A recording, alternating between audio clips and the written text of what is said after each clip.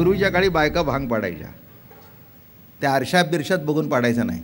एवढ्या आरशापुढे बघून नट्टापट्टा कुठे जायचंय तुला करून. पूर्वीच्या काळी बायका फार जास्त काढत होत्या. आता सगळं मुक्त आहे, चांगलं आहे, पण जास्ती होऊ नका म्हणजे झालं.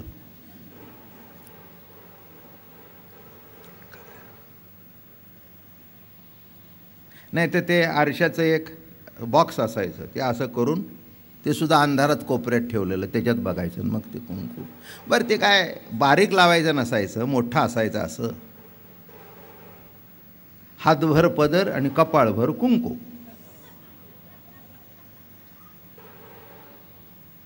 त्यामुळे काही तिथे काय अडवायचं, पण ते मेन लावायचं असं त्याच्यावर लावायचं, झालं. केस विंचरताना कसं विंचरायचं माहिती आहे का? असं इथे बोट लावलं की ते आपोआप दुभंगायचं, असं लावलं की बरोबर दुभंगलं. तसा असा शब्द स्पर्श झाला ते यमुनेला दुभंगली. असे झाल्याबरोबर दुभंगली. गेले, आनंद वाटला, झालं, हे गेले, मिटून गेलं. मग जेवण खाण झालं, पूजा अर्चा झाली, दुर्वास ऋषी प्रसन्न झाले. नावासारखी करणी होती. ज्याचा देवापासून दूर वास त्याचं नाव दुर्वास.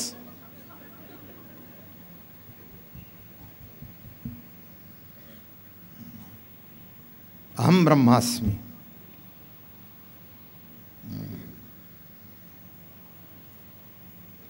जेवण बिवण झालं, सगळं झालं, आता असांग झालं, सगळं खुश झाले, निघाले. पुन्हा नदी भरली, पुन्हा परत आल्या.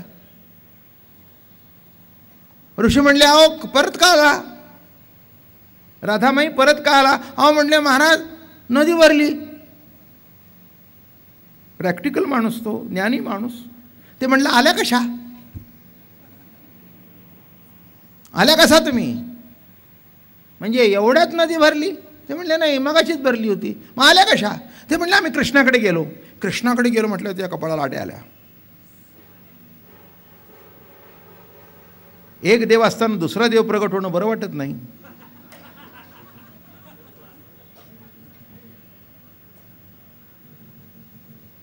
म्हणून बायकांना सून आलेली बरं वाटत नाही.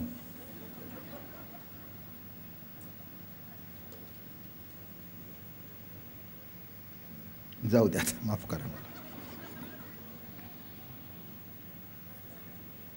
लहान मुलं उलटून बोलत नाही, पण पाकिट पैशाने भरले की तोही म्हणतो, बाबा तुम्हाला काही कळत नाही. कळलं का तुम्हाला? हे अहम ब्रह्मास्मी. म्हणून अहम ब्रह्मास्मी बघायला गावात जाऊ नका, तुमच्या घरातच बघा. दुर्वासाला बघायला जाऊ नका. तुमचा मुलगा तुम्हाला डोळे वाटून कळत नाही म्हटलं की समजावं, आपल्या घरातले Durvasa.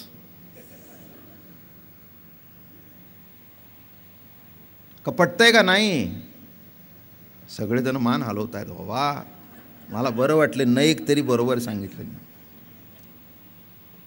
Fact is a fact, ॲक्सेप्टच करायला पाहिजे. शेवटी मजा काढली. म्हणले, महाराज येताना आम्हाला कृष्णाने मंत्र दिला. काय दिला? ते म्हणले, 16,108 भोगून यमुने माय, कृष्ण जर ब्रह्मचारी असेल तर वाट दे. दिली.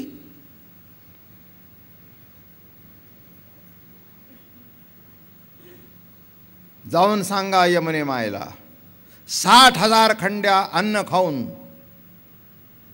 दुर्वास जर निराहारी असेल तर यमुने माय वाट दे.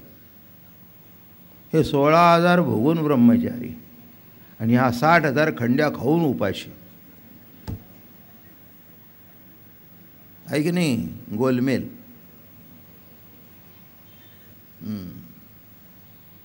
झालं. गेली राधा. सांगितलं, माय आम्ही दुर्वास महाराजांच्या दर्शनाला जाऊन आलो, त्यांनी सांगितलंय 60,000 खंड्या अन्न खालून दिलं. काठावर उभी राहिली आणि ही विचार करू लागली, काय नशीब आपलं. इकडून जाताना त्याचा आधार, तिकडून येताना त्याचा आधार, आम्ही मध्ये घड्याळाचे लोलकच. आमचा परमार्थ फुकट गेला नाही. याचं भजन करून साधी नदी तरता येत नाही तर भवसागर कसे तरणार? साधी नदी तरता येत नाही तर भवसागर कसे तरणार? दोघही लबाड. काय हा कृष्ण नुसतं प्रेम करण्यासारखं दाखवतो पण देत नाही. त्यांच्याकडे गेलो त्यांनी लाडू खाल्ले पण ज्ञान दिलं नाही, कारण बायका होत्या. बायकाला ज्ञान स्वीकारण्याचा अधिकार नाही. आणि सर्वम खलविदम ब्रह्म म्हणत होते.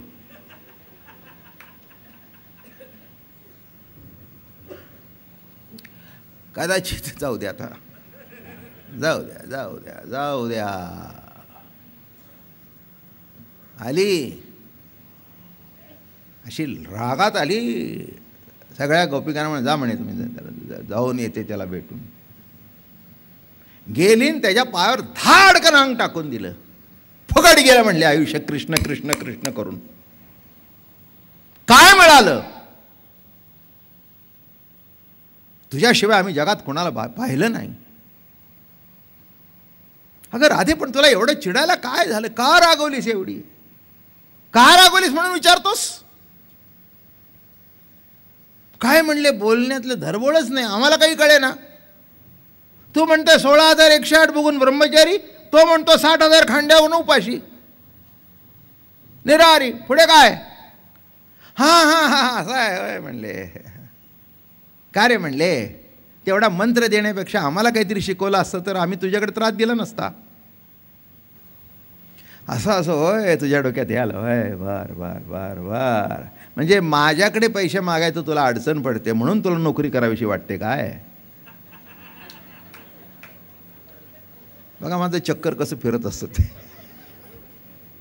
हां, माझ्याकडे मागायची तुला लाज वाटते म्हणून तुला स्वतंत्रपणे नोकरी.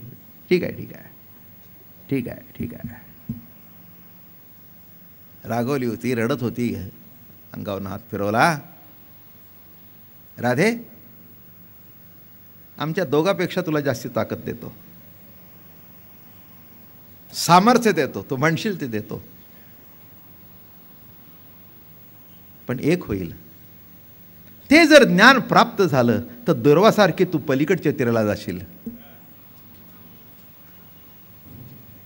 आणि मग म्हणाले, अरे आमच्या दोघांमध्ये नदी दुबंगण्याची ताकद आहे, तुझ्यामध्ये निर्गुण निराकार परमात्म्याला सगुण करण्याची ताकद आहे. की भक्ती सुखा लागी आपण पेची दोई भागी, वाटोणी अंगी सेवक बाणी.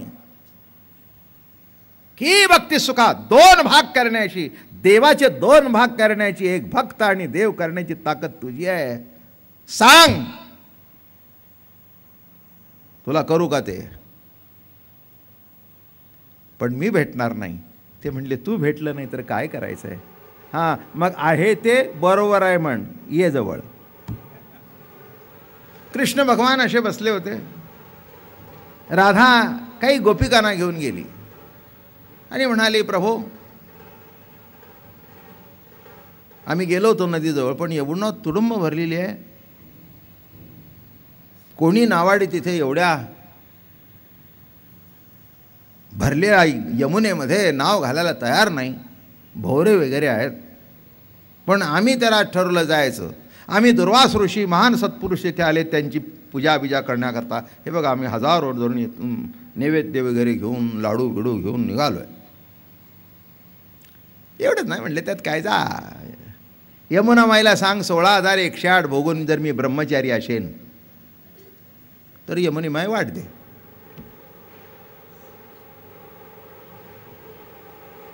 झालं. राधाचे काही इतके विचार केला नाही. त्याने गेली उभी राहिली, म्हणली यमुने माय आम्हाला पलीकडे जायचं आहे, प्रभूंनी सांगितलंय वाट दे. पण त्याने असं तुला निरोप दिलाय, मी 16,108 भोगून जरी ब्रह्मचारी असेल तर यमुने माय वाट दे. पटकन दिली वाट.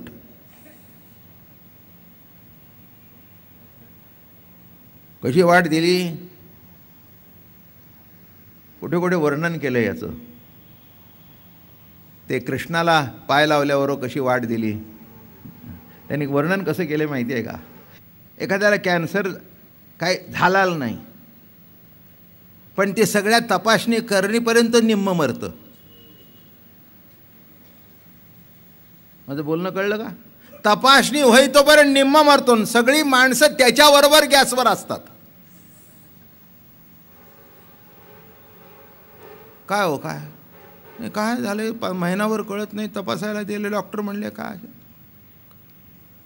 अहो जेवण गोड जात नाही, काय नाही, आमकं नाही. काय बोलणं कळलं? तसे ते काय म्हणतात कळलं का? अविद्येचा भाव धरून गरहीत धरून झालाय असं. माणसं नेहमी निगेटिव्ह थिंकिंग करतात.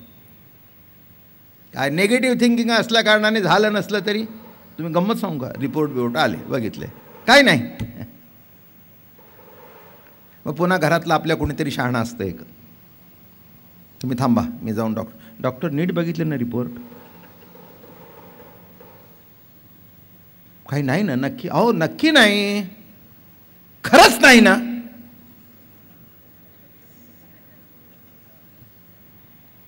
तो म्हणला मला जर खरंच कळलं असतं तर रिपोर्ट का मागितले असते? रिपोर्ट बघा, दुसऱ्या डॉक्टरला दाखवा, मला खोटं सांगायची काही गरज आहे का? असेल तर ताबडतोब ट्रीटमेंट सुरू करायलाच नाही तर तुम्हाला सांगितलं असतं टाटाला जाऊन फॉर्म भरून या. नाही म्हणजे नाही का? तुम्हाला असा उलटा विचार का येतो? एक तुम्हाला सांगू का, माणसाची विचारसरणी इतकी गमतीची आहे, त्याला चांगलं झालेलं खरंच वाटत नाही, वाईट झालेलं चटकन खरं वाटतं. माझं बोलणं कळलं का? अहो तुमच्या मुलाला 95 कार्ट कधीच अभ्यास करत नव्हतं, कसं काय कोणाला नसतील हो, एका नावाचे 2 असतील.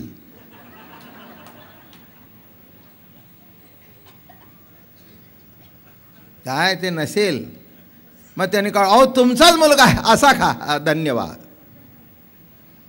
चांगलं कधी खरं वाटत नाही. बायकोचा रोजच स्वयंपाक बिघडतो. मग एका दिवशी चुकून मागून राम भरोसे इंदू हॉटेल,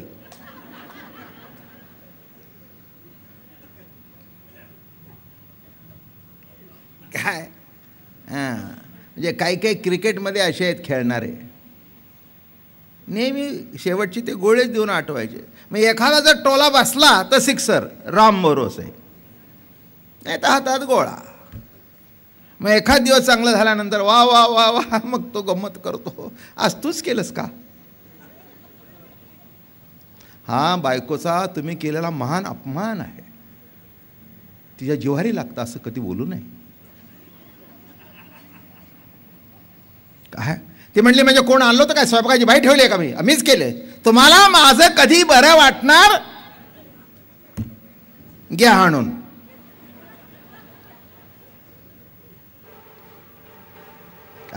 म्हणजे माणसाला चांगलं झालेलं कधी खरं वाटत? विचारसरणीच अशी आहे, विचारसरणीच अशी आहे.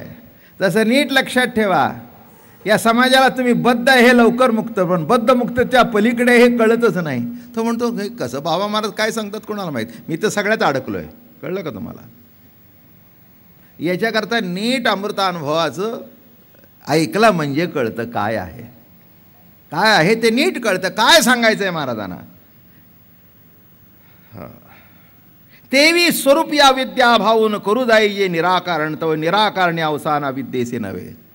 ग्रहित धरून जर निराकरण करायला गेला तर मुळातच तिथे अविद्या नाही, तर निराकरण कशाचं करणार? ही नसते निरूपे रूपा आली आणि असत्याची पिल्ले स्वये व्याली गरोदर. ही नसते निरूपे रूपा आली, असत्याची पिल्ले स्वये व्याली गरोदर. हे नसताना सुद्धा रूपाला आली आणि रूपाला येऊन गप्पच बसली नाही, नको तेवढी पिल्लं तिला झाली. असत्याची पिल्ले, पिल्ले कसली? असत्याची पिल्ले स्वये व्याली गरोदर. अविद्ये निमाली ननमे म्हणून मक्ष बंद उपमे, तरी मरणे वाचून शमे तरी बंदची भाव. चला, अज्ञानासी नाशिता न नाशेते सर्वथा, येऊन बैसे माथा ज्ञानाची या. माझा सांगतात अज्ञान तसं संपत नाही, ते ज्ञानाच्या रूपाने तुमच्या घरात प्रवेश करतं. कशाच्या रूपाने? हां, अज्ञान संपल्यानंतर काय झालं? ज्ञान. नीट लक्षात ठेवा, नीट लक्ष देऊन ऐका. अज्ञान संपणं म्हणजे काय? ज्ञान. हां, म्हणजे आता ज्ञान हे कशाचं कार्य झालं? अज्ञानाचं. मग हे कसं शिरलं? मग अज्ञानाशी नाशिता न नाशते सर्वता येऊन वैसे माथा ज्ञानाची या. म्हणजे अज्ञान संपतं पण वृत्ती ज्ञानाच्या रूपाने येऊन बसतं.